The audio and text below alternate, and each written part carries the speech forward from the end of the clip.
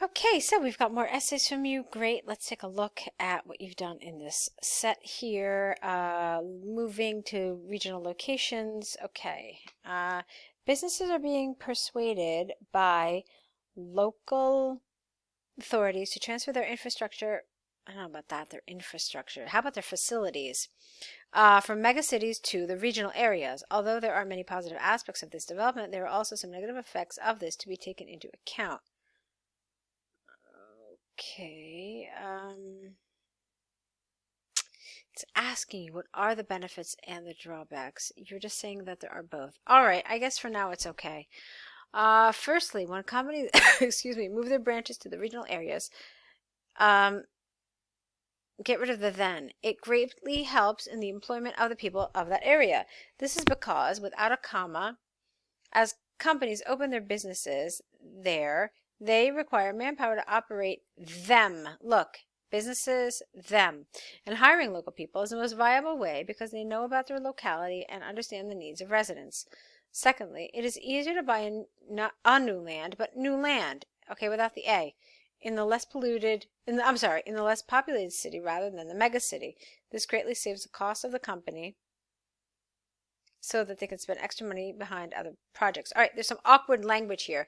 So this greatly saves the company costs so they can spend extra money on other projects. Okay, so you were close, but a couple of wrong vocabulary words sort of affected the coherence of this, really, and the accuracy, I should say. All right, so let's move on. On the other hand, even though these advantages can help a company prosper, there are also disadvantages to consider. One main drawback is that when a company has to migrate their business from the main city to some distant region, they may lose a major portion of their consumer base because some people may find it inconvenient to drive there as it wastes both time and fuel money. Another downside is that building infrastructure, not an infrastructure, in a remote place is extremely difficult because it lacks proper transportation and electricity facilities. Okay, it's fine. Let's read your conclusion, then we'll talk about it a little more.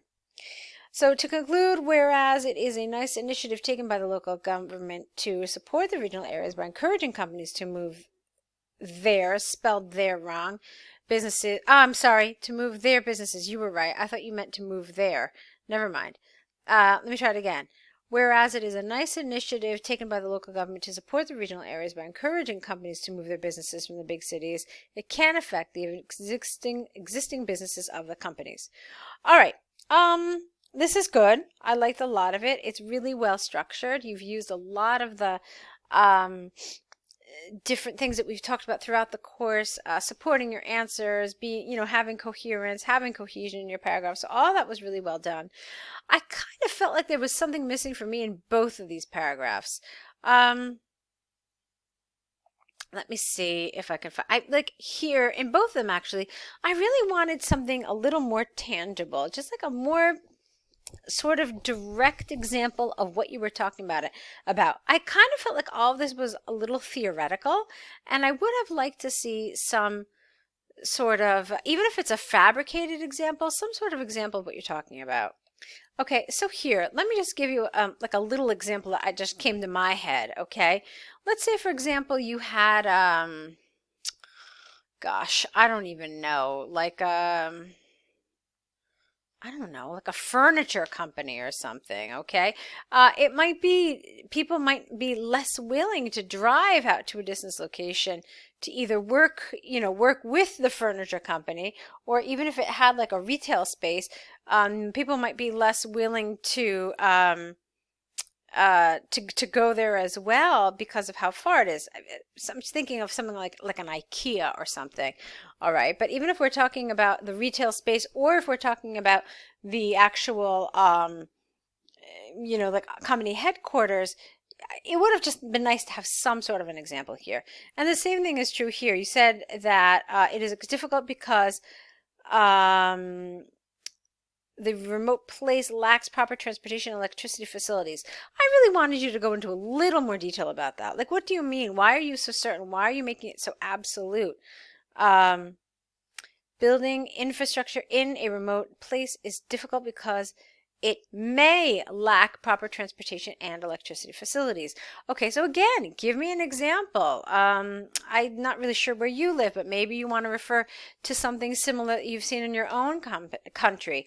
You know, like maybe you could say that companies that move in more regional locations, you know, they don't have maybe paved roads, let alone, you know, high-speed Wi-Fi. And this is difficult for most companies to, you know, to function there. All right. I mean, I don't know if that's true, but, you know, we can just pretend.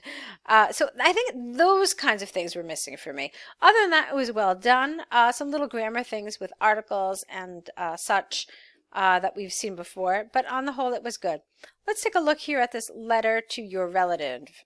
All right, wait a minute. Now, why are you calling him Dear Mr. Wayne? It says that this person is a relative, okay? So an aunt, an uncle, a cousin, something.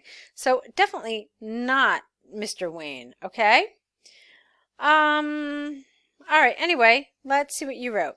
Dear Mr. Wayne, I hope you and your family are well. I'm very excited. I am excited to know that you are coming to visit my city and glad that you have decided to stay at my place. However, I want to let you know that when you arrive at the airport, I will not be able to pick you up as I have an important business meeting that I have to attend and I will come home at night. All right. I know it's informal, but still I don't want you to start your sentences with but, and, or because. It's considered incorrect. Yeah, I know people do it all the time, especially in the age of the internet, but still, for the purposes of IELTS, just avoid doing this, okay? You could have said, however, you don't have to worry, as I have already given my house keys to my neighbor and you can collect them from him when you reach my home. Now, after arriving at the airport, you can go to a nearby bus station, catch a bus with number 52. All right, that's a little awkward. We don't really say that with number 52. You could just say, and catch the number 52 bus. It will drop you off, not drop you, because that's like dropping, like they're carrying you when they drop you. What you want to say is it will drop you off near the Methodist church.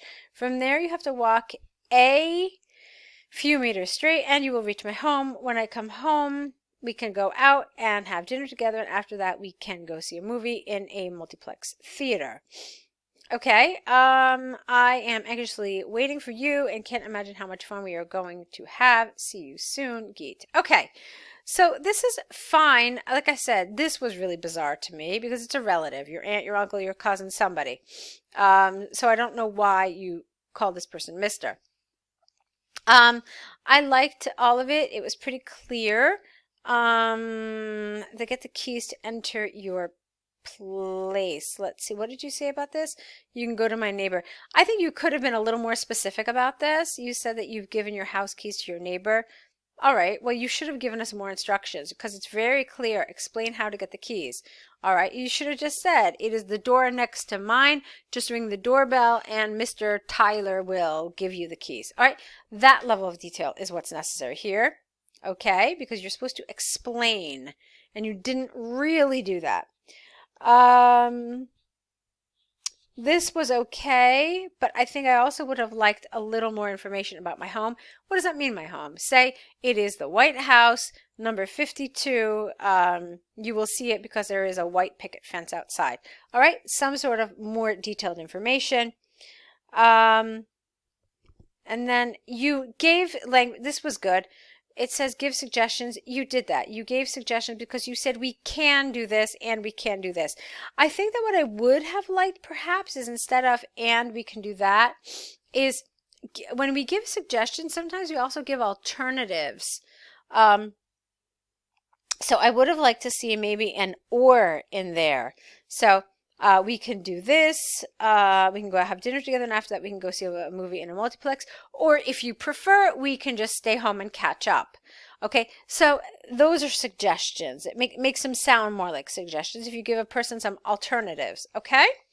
And like I said, the rest of it was fine. So this is good. I do want to see, do we have more essays from you? Let me check. Okay, so it actually looks like this is your last set of essays. You're doing well. You've really followed the instructions well throughout your essay pack. I don't know when your exam is, but if you have a little time before you have to sit the exam, I would definitely recommend signing up for some more essay corrections so that you can continue to get feedback. You can continue practicing your writing. It's a skill like any other that needs to be continuously practiced so that you don't lose any of the gains you made. So see if that's something you can sign up for, and I hope we get to see more of your essays very soon. Good luck.